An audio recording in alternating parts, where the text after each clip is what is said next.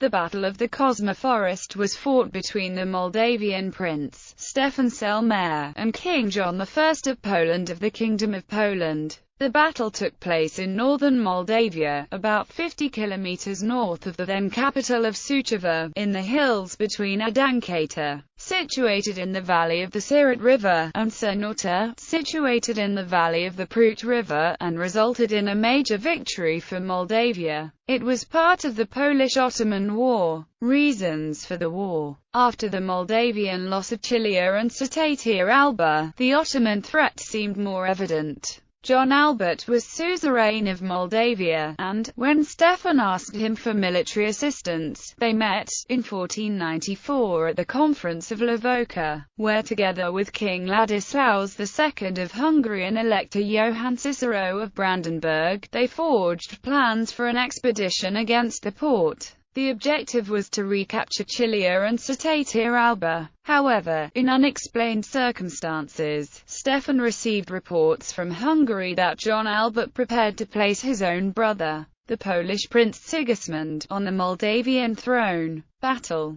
By 1497 John Albert managed to gather 80,000 men and was preparing for the expedition when Ștefan invaded Ruthenia and pillaged it. The plans for the Ottoman invasion were put aside and John Albert went against Moldavia instead. The campaign started on the wrong foot, with John Albert entering Moldavia at Hotonum, despite sound advice to the contrary, deciding not to take the fortress, but to go straight for the capital city of Suceava. Later, this would prove a fatal mistake. By this time Stephen's scorched earth tactics were already common knowledge, as he had used it successfully several times before against the Hungarians and the Ottomans, yet John Albert failed to secure his communication lines with Poland. Supply from home proved impossible and the Poles were forced to live off an already depleted land. After the abortive siege of Suceava, with the taking of the recently rebuilt and reinforced fortress nowhere in sight, and facing famine, disease,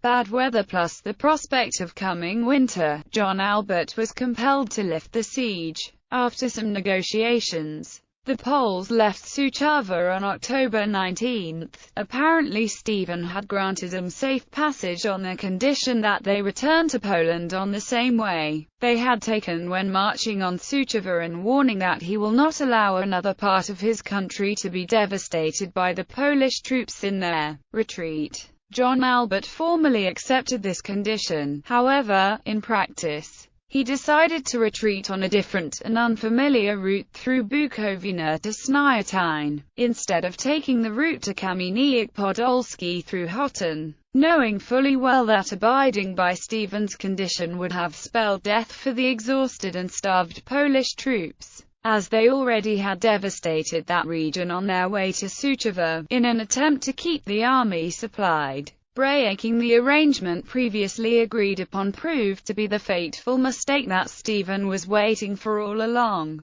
On October 26 he ambushed the Poles while they were marching on a narrow road passing through a thickly wooded area known as the Koźminem Forest. Thus, John Albert was unable to deploy his forces, rendering the Polish heavy cavalry completely useless. The several phases of battle lasted for 3 days, with Stephen routing the invading army, which was forced to flee in disarray, harassed all the way by the forces of the prince. At the same time a Moldavian contingent intercepted on October 29 a hastily assembled Polish relief force and completely annihilated it at Lętester. However, once back in open space, the Poles were able again to take advantage of their heavy cavalry, and that part of the remaining troops which managed to retain a measure of order and discipline succeeded in crossing back into Poland, despite Stephen's last effort to engage the remnants of the king's army in a battle of annihilation when they were trying to ford the Prut River at Cernota.